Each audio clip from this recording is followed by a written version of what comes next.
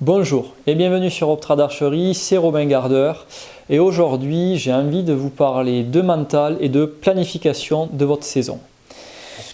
Alors pour commencer on va parler du mental parce que vous allez voir c'est aussi relié à la planification, mais d'abord le mental. Le mental, je vois ça un petit peu comme un muscle à travailler tout au long de l'année.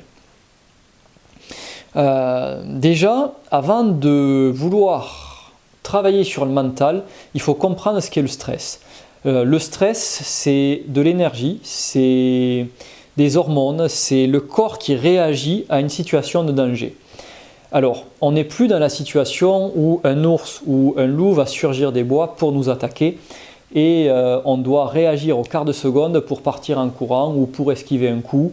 Où voilà, on n'est pas en train de se battre à l'épée pour notre roi ou pour ce que je ne sais. Bien sûr, il y a des guerres dans le monde, on va pas en parler sur cette chaîne YouTube parce que je risquerais d'être banni donc, de YouTube. Mais on n'est pas en danger au quotidien. Par contre, quand on se retrouve avec un très gros enjeu, par exemple, ça peut être au boulot, quand vous avez un très gros dossier à rendre, et que votre boss rentre dans la pièce, et vous allez stresser. Pourquoi vous allez stresser? C'est qu'il y a un danger. Par contre, ce danger-là, vous ne pouvez pas le fuir. Quand on est en compétition et qu'on a le stress qui arrive, bien souvent, on veut cacher le stress. On veut essayer de respirer, on veut ne pas avoir ce stress-là. On veut être en mode yogiste, zen, je ne ressens pas le stress, voilà. Mais pour moi, ça crée une dissonance cognitive dans le sens où votre corps va sentir quand même ce danger, va sentir qu'il se passe quelque chose et vous essayez de dire à votre corps avec votre esprit non, tout va bien, tu risques rien, il n'y a pas de danger. Sauf que au moment de tirer une flèche, quand vous allez rentrer sur le pas de tir, et bien là, vous êtes paralysé et vous faites une fixette sur toutes les sensations qui arrivent dans votre corps. Donc ça va être la boule au ventre, ça va être les tremblements au niveau des jambes, ça va être tous les symptômes qui vont représenter le stress. Alors moi je suis quelqu'un de très sensible à l'anxiété, de très très stressé en fait en réalité même. Que ce soit dans le boulot, que ce soit dans le sport, que ce soit dans ma vie de tous les jours, je suis quelqu'un de beaucoup trop dans l'anticipation et dans le stress de ce qui peut se passer ou dans le fait de perdre le contrôle sur les événements. Pour me soigner, en fait, ce que je fais, c'est que j'ai une très très grosse charge de stress mécanique. En fait, votre corps ne fait pas la différence entre le stress physique et le stress mental et le stress mécanique physique. Du coup, si vous êtes habitué à avoir une très très grosse charge de stress mécanique, des gros entraînements de muscu, des gros entraînements de course à pied ou des gros entraînements même de tir à l'arc, vraiment en allant chercher dans l'intensité, vous allez vous rendre compte que votre stress au quotidien va baisser. Pourquoi? C'est que plus vous montez le stress mécanique, plus le stress psychologique va descendre. Du coup, ça veut dire que le mental, qui est directement impacté par le stress, va être quelque chose qu'on va pouvoir muscler. Alors comment muscler le mental? Vous allez me dire, c'est quand même compliqué. Et de quoi je peux m'inspirer pour parler de mental ou pour étudier le mental? Bien souvent on me dit de quel sport je peux apprendre sur le mental pour le transférer dans le tir à l'arc. Alors je vais piquer la phrase de quelqu'un qui m'a beaucoup apporté dans le tir à l'arc, qui est l'ancien patron d'Arc System, monsieur Philippe Barlet, qui m'a dit un jour lors d'un repas où je pense que c'était à Nîmes et on discutait de mental et de quel archer faisait la différence sur l'un ou sur l'autre. Il m'a dit le seul sport où tous les autres sports devraient s'inspirer pour le mental, c'est le tir à l'arc. Parce que notre sport est basé à 80% sur le mental. Je suis désolé de vous dire ça, mais entre un archer qui a 100% de mental, j'exagère, 100% c'est pas possible, on va dire 80% de mental et 20% de technique, et un archer qui a 50% de technique, 50% de mental, c'est celui qui a 80% de mental qui va passer. Pourquoi? C'est que notre sport, c'est du mental. On n'a pas une grosse dépense physique, on n'a pas un gros effort musculaire. Techniquement, on doit répéter toujours le même geste. Par contre, ce qui fait la différence, c'est le mental. Le mental, le culot, celui qui va avoir l'envie de tirer dedans, et celui qui va avoir ce petit truc en plus qui fait la différence. Mais là, vous êtes en train de me dire, oui, mais moi, j'ai pas ce petit truc en plus qui fait la différence. Je pense que ce petit truc en plus qui fait la différence, et je prends mon exemple, c'est quelque chose qui se crée tout au long de notre vie et de notre carrière sportive, si on peut dire. C'est pas inné chez tout le monde et ce n'est pas non plus quelque chose qui est figé. Ça veut dire que c'est pas parce qu'aujourd'hui vous n'avez pas de mental que dans l'avenir vous en aurez pas non plus. Je pars du principe que déjà le mental va se travailler dans des petites actions du quotidien. Ça va être le fait de, par exemple, moi qui suis dyslexique, je me force à lire un petit peu tous les jours. Quelqu'un ou par exemple à aller marcher ou courir un jour sur deux ou tous les jours, à aller faire du sport à côté, à avoir une hygiène de vie. Je considère que l'hygiène de vie sportive aide à avoir du mental. Alors après, il ne faut pas tomber dans des dérives, dans le surentraînement et compagnie. Ça, j'en parlerai un petit peu dans la planification. Mais le mental, lui, est vraiment quelque chose qui se travaille au quotidien. Et aussi dans vos entraînements, ça je vais vous en parler un petit peu plus après. Donc dans les actions du quotidien, quelque part, c'est faire les choses que l'on n'aime pas faire. Je déteste lire et je suis dyslexique et j'ai du mal à lire, alors je vais me forcer à lire. J'ai horreur de parler en public et de parler face à une caméra, et pourtant je suis en train de le faire et de vous présenter une vidéo YouTube où je parle du mental. Tout ça, c'est des exercices qui vous permettent de passer, en fait c'est des choses qui moi me permettent de passer au-dessus de ma zone de confort et de travailler mon mental. Vraiment le mental, c'est cette sensation de zone de confort. Maintenant, j'en arrive à, bien souvent, j'ai des gens qui viennent me voir et qui me disent « Ah, j'ai pas de mental, je me suis encore chié une fois de plus au championnat de France. » Ok, tu n'as pas de mental, tu t'es chié au championnat de France, tu as perdu tes moyens quand tu es rentré, tirer un match de finale ou tout simplement un match d'élimination ou même un parcours où il y a tout le monde qui nous regarde à la première cible. Souvent, je pose la question à ces gens-là, mais qu'est-ce que tu as fait pour travailler ton mental, pour ne pas reproduire cette situation? Ben rien, j'ai juste tiré des flèches. Et c'est là où vient le problème. Si tout au long de l'année, vous ne travaillez pas votre mental, vous n'aurez jamais l'occasion, quand vous allez arriver sur le championnat de France, de savoir ce qu'il faut faire. Par exemple, moi je suis pas bon sur les matchs. C'est beaucoup de stress pour moi. Moi j'aime bien mon petit confort quand je suis sur mon parcours de 24 cibles, dans mon truc, dans mon rythme, mon sac-siège, mon carquois, mes flèches, mon eau, ma nourriture, mon arc, je regarde la nature, j'ai du temps devant moi. Je suis très très bien sur les qualifications. Quand j'arrive sur les matchs, je suis beaucoup moins bien. Maintenant, qu'est-ce que je fais pour travailler mon mental, pour être bien sur les matchs? Alors, bien sûr que je ne serai jamais émotionnellement parfait sur les matchs, mais je peux me mettre dans un état d'esprit pour performer et pour remporter des médailles. Et ça a été le cas dans le passé. Après, des fois, un match, c'est un coup de poker, et des fois ça passe, des fois ça passe pas. Et il faut surtout se mettre ça en tête. Des fois ça passe, des fois ça passe pas. Et si c'est pas passé, on passe à autre chose. On ne va pas ressasser des choses qui se sont passées et que l'on va garder et entretenir une négativité. Ça, c'est hyper important pour le mental parce que le cerveau humain adore la négativité. Donc, quand vous avez un échec, tirez des leçons de ces échecs, mais ne restez pas bloqué sur un échec.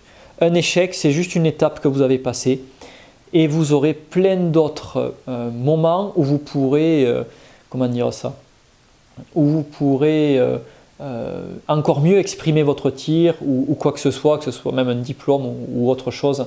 On va dire, là je l'applique au tir à l'arc, mais cette vidéo sur le mental, elle s'applique à toutes les choses de la vie. Voilà.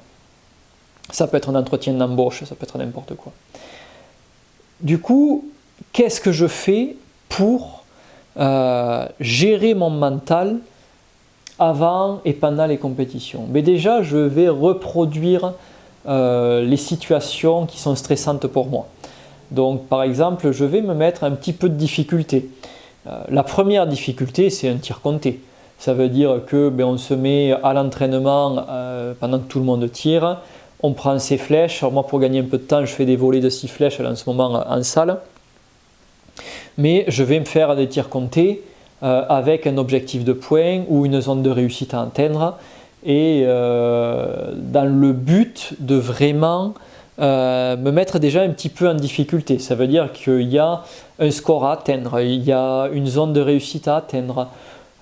Et tout ça déjà, on va dire que là, on est sur le niveau de stress, on est sur une échelle de 1 à 10, on va être à 2 ou 3, peut-être 5 pour certaines personnes, mais on n'est pas sur un haut niveau de stress. Ensuite, un autre exercice que je fais, c'est je note des scores. Voilà, je fais donc sur 4 cibles, sur 5 cibles, peu importe, sur 6 cibles, je me fais des modules comme ça. Je note des scores avec les volets et en fait, je tire au sort les volets et je dois faire mieux que ces scores-là pour passer le match suivant. Donc ça, c'est aussi un exercice pour travailler le mental. J'essaye quand j'ai des gens qui sont en train de s'entraîner, par exemple, de leur proposer des matchs. Dire, vous ne voulez pas faire un match avec moi, même si les gens ont un niveau plus bas que le mien, quitte à me mettre un handicap, mais je vais me forcer à faire un match. Ça peut être aussi par exemple, moi je tire longbow toute l'année, et en longbow on a très peu d'occasions de faire des matchs, à part au championnat de France. Ce que je fais, c'est que je vais faire du barebow l'hiver pour pouvoir aller me confronter au barebow, me confronter aussi au regard des autres et créer des situations où je vais justement être confronté au stress. Si vous n'êtes jamais confronté au stress, comment vous voulez que votre corps y soit habitué et réagisse en conséquence? Alors c'est très bien de faire de la méditation, c'est très bien de faire de la cohérence cardiaque. Ce sont des outils que moi j'utilise au quotidien pour traiter l'anxiété. Comme je vous ai dit, je suis quelqu'un d'hyper anxieux et j'ai besoin de traiter mon anxiété, on va dire, quotidiennement, que ce soit avec du sport ou avec de la respiration. Mais c'est un outil. Mais cet outil, si je ne l'applique jamais en compétition, par exemple, moi je vais arriver en compétition, je vais me mettre à respirer, je vais me mettre à avoir certaines routines qui vont me permettre de me mettre dans une espèce de bulle que j'ai créée, qui me permet de performer. Alors moi je me suis créé une bulle un petit peu noire, un petit peu sombre, quelque part je joue ma vie dans cette bulle, je m'enferme dans un univers, je crée quelque chose de moteur pour moi pour pouvoir performer.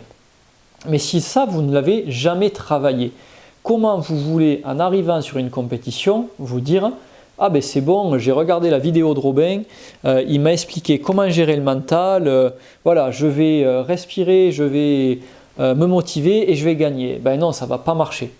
Et en plus, vous allez vous attendre à avoir des résultats qui vont être complètement faussés. Pourquoi? C'est que vous n'aurez jamais travaillé ce qu'il faut réellement. Alors encore une fois, il ne vous faut pas faire la même chose que moi. Moi, je fais quelque chose qui fonctionne sur moi. C'est à vous de trouver quelque chose qui fonctionne sur vous. Et comme je vous ai dit, déjà, c'est dans des petites actions du quotidien. Ça va être peut-être tirer 2 volets de plus à l'entraînement. Ça va être aller faire une séance de sport alors que vous ne faisiez pas de sport. Sortir de cette zone de confort. Plus vous allez sortir de votre zone de confort, plus votre mental va être fort et solide. Alors après, bien sûr, il y a des paliers. On peut pas passer, on peut très facilement passer d'un mental de quelqu'un qui perd complètement ses moyens à je commence à performer dans mon sport. pour passer de je commence à performer dans mon sport à champion du monde, mais c'est encore 10 ou 20 fois plus de travail et de connaissance de soi-même et de pratique au quotidien. C'était la petite partie sur le mental. Maintenant, la planification. Comment faire une planification de sa saison? Moi, je découpe ma saison déjà en fonction de la discipline que je vais mettre le plus en avant. Donc, mon premier objectif, moi, c'est quand même l'arc longbow. Même si je me suis remis un petit peu aux chasses et tout, c'est peut-être quelque chose que je ferai dans l'avenir. Mais là, pour le moment, je suis beaucoup plus dans l'arc longbow. Vous avez vu, en plus, j'ai mon beau t-shirt Falco, histoire de dire Longbow Power. Mais j'en reviens à la planification, comment je planifie ma saison. Donc, en général, bon, c'est le cas depuis 10 ans maintenant où je pars chaque année sur les championnats d'Europe ou du monde. Ma saison, elle se termine entre mi-septembre et début octobre. Je prends un mois et demi où je tire pas forcément, où j'entretiens mon tir, je teste des arcs, je m'occupe de mon business, je fais pas mal de choses autour, mais je vais pas aller me mettre je me remets de ma saison quelque part. Je prends un mois où je tire pas du tout, ou alors je tire très peu, mais juste pour le plaisir.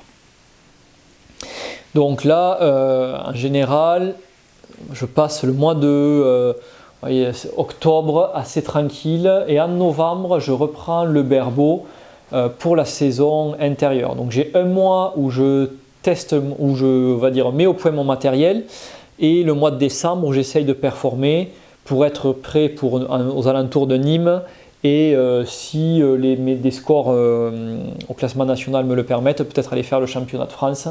Mais en fait, j'étale toute ma préparation berbeau sur cette période-là. Alors, je tire au berbeau pour travailler mon mental. Pourquoi? Je me suis rendu compte en développant ma formation BPP que le tir au berbeau faisait ressortir beaucoup de choses qui ne vont pas forcément ressortir dans le tir de tous les jours avec mon longbow. Par exemple, le berbeau va beaucoup plus faire ressortir mon anticipation, le fait que je vais tirer presque en target panique, si on veut dire, que j'ai pas du tout au longbow. Mais quand j'ai du stress au longbow, hop, ça peut des fois revenir, comme cette année sur mes derniers matchs où je suis passé à travers, parce que y a cette anticipation qui était revenue avec la fatigue, bon bref, voilà.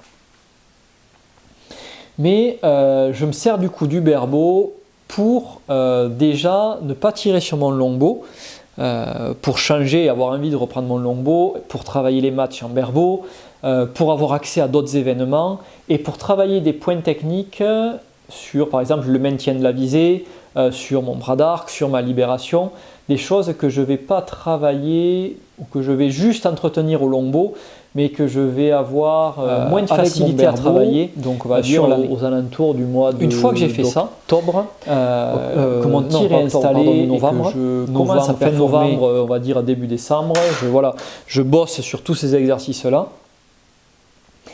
Et je vais en profiter pour travailler sur mon longbow. Ça veut dire que je vais faire les tests de spin de flèche, je vais voir quel arc je vais tirer, quelle philosophie d'arc je vais choisir cette année.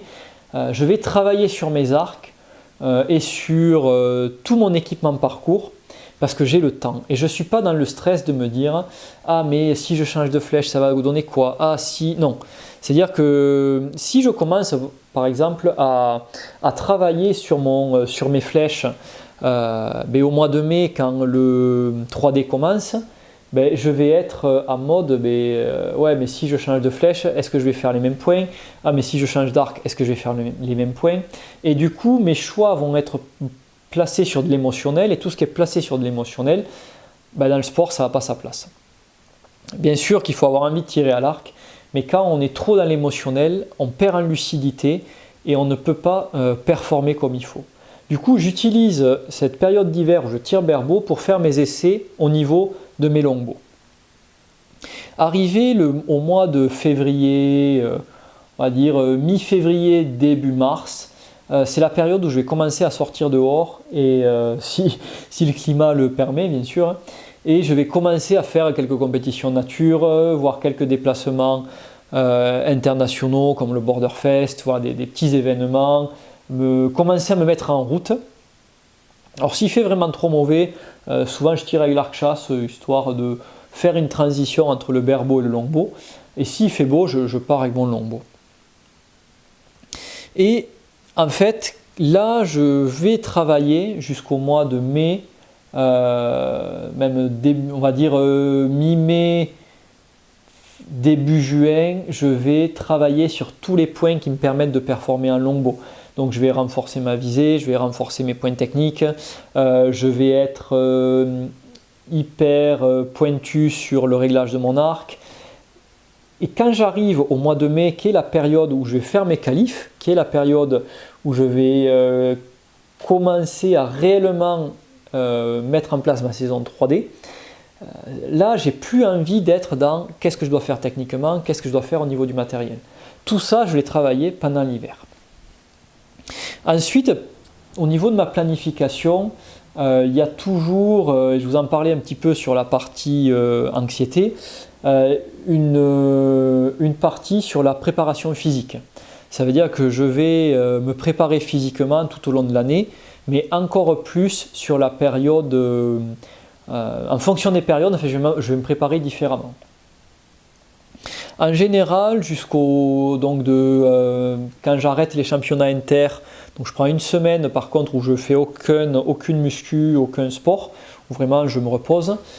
Et là après je repars et au niveau sport, je suis plutôt sur une période que j'appelle prise de force où je vais faire beaucoup moins de cardio, mais jusqu'au mois de, on va dire décembre, je vais surtout faire des charges lourdes, utiliser beaucoup d'haltères et de poids, plutôt construire de la force plutôt que de l'endurance. Et plus je vais aller vers une période de très très haute compétition, je vais diminuer un petit peu la charge de travail, conserver des exercices très intenses qui vont permettre de me challenger bien sûr, et de construire de la force et surtout de l'endurance musculaire. Mais je vais vraiment moduler mes entraînements. Dire qu'au début de l'hiver, je n'ai pas forcément d'enjeux sportifs. Je vais plutôt être sur de la musculation classique que l'on peut faire en salle, bête et méchante, à pousser des poids avec le but d'augmenter toutes les semaines les charges. Et vraiment à partir de, je dirais, vraiment le gros changement il se fait février-mars, je vais passer sur de l'endurance musculaire. Ça veut dire que je vais conserver des exercices quand même qui sont assez techniques et difficiles, comme des tractions, des dips, du soulevé de terre, des squats, du développé militaire, donc des exercices assez durs. Mais par contre, ces exercices-là, je vais diminuer les charges et augmenter les répétitions et être sur des temps de repos très courts pour être dans l'endurance musculaire. Parce que plus on va avancer dans la saison, plus on va avoir besoin d'endurance musculaire. Et pas forcément, on n'est pas sur un sport de force extrême, mais on est sur un sport d'endurance musculaire. Du coup, je vais moduler ma prépa physique aussi par rapport à ça. Dire que là par exemple on est déjà au mois de décembre, je commence à reprendre doucement la course à pied pour avoir un bon cardio. J'ai changé mon mode d'entraînement, je m'entraîne un petit peu plus ou en circuit ou sur le format EMOM. Donc le format EMOM c'est en gros, vous partez sur un timer de 5 minutes et vous faites sur un exercice donné, vous allez faire vos séries sur la minute et le temps qui vous reste de repos c'est le temps que vous n'avez pas pris dans la minute, donc ça veut dire que sur 5 minutes vous faites 5 tours. Voilà. C'est un format que j'aime bien parce qu'en plus il permet de faire des entraînements très efficaces et assez courts et surtout de beaucoup travailler l'endurance musculaire et la force et aussi la connexion nerveuse. C'est-à-dire que quand on va travailler en prépa physique, moi ce que je recherche, c'est avoir une très très bonne connexion nerveuse. De toute façon, je vous ferai une vidéo beaucoup plus spécifique sur la muscu pour le tir à l'arc. Voilà. Donc là déjà, vous avez plus ou moins les bases de comment je me prépare sur une compétition pour ma saison et comment je planifie ma saison. Donc vraiment, il faut penser à ça, c'est que je vais prendre un exemple, si vous tirez au berbeau, voilà, on prend le berbeau, ou je vais vous le faire aussi pour le longbow. Voilà. On prend en premier le berbeau, vous arrivez championnat de France 15 août, 15 août le championnat de France est fini, jusqu'au 15 septembre vous ne touchez pas à votre arc. À partir du 15 septembre, vous reprenez l'entraînement et vous allez commencer à vous préparer pour la salle. Donc régler votre arc, votre setup. Et une fois que vous avez votre setup de réglé, vous allez bosser sur les points techniques que vous voulez améliorer cette année et la salle est très bien pour ça. Jusqu'au mois de février, vous allez tirer donc en salle, vous allez travailler vos points techniques. Vous avez pris le temps aussi de peut-être tester sur un deuxième arc des nouvelles flèches pour la compétition, pour le parcours plus légère, plus lourde. À partir de février, vous allez commencer à vous entraîner pour l'extérieur. La salle est finie. Si vous avez été bon, vous êtes sélectionné au championnat de France. Vous rentrez du championnat de France, vous faites votre repos et vous commencez à vous préparer pour l'extérieur. Donc choix des flèches, la technique adéquate, l'estimation de distance. Tout ça pour être prêt au mois de, on va dire, allez. Déjà, il faut qu'en berbeau, vous soyez prêt en avril, parce que vous allez avoir le tir campagne, le tir nature et le tir 3D dans la foulée. Donc il faut qu'en avril, vous ayez fini de checker votre matos, qu'il n'y ait plus de changement et que tous les gains techniques que vous avez travaillé en salle, vous puissiez le transférer sur le tir de parcours. Voilà. Pour le longbow, donc la saison va être un peu différente. Moi, ce que je conseille, c'est de faire ces essais matériels et flèches. Vous avez beaucoup plus de temps, mais on va dire pareil, de mi-septembre à décembre, vous pouvez aller tirer en salle, vous pouvez prendre un autre arc pour aller tirer en salle et faire des matchs aussi. Continuez à travailler sur votre matos, mais il faut que à partir de pareil, avril, mai, votre matériel soit ok, tout soit ok et que vous soyez prêt pour l'extérieur. Et souvent, les gens vont vouloir faire les changements matériels ou techniques quand ils reprennent la saison. Et en fait, ce n'est pas là où il faut les faire, c'est avant.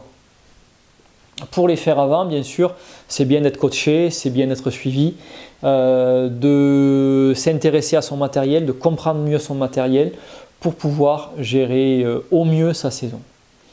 Donc voilà, écoutez, cette petite vidéo où je vous parle un petit peu de planification et de gestion de la saison est terminée. J'espère que ça vous aura plu. Si vous avez des idées de vidéos que je pourrais vous proposer, n'hésitez pas à me le demander en commentaire. Et sur ce, écoutez, si vous avez aimé la vidéo, mettez un pouce bleu. Si vous n'avez pas aimé la vidéo, ne mettez pas un pouce bleu et même ne mettez pas de commentaire. Et encore une fois, si vous avez des idées pour l'avenir de vidéos, n'hésitez pas à me le dire.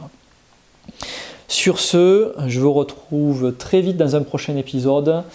On va peut-être parler d'arc, c'est dans mes projets. Et prenez soin de vous et à bientôt. Bye.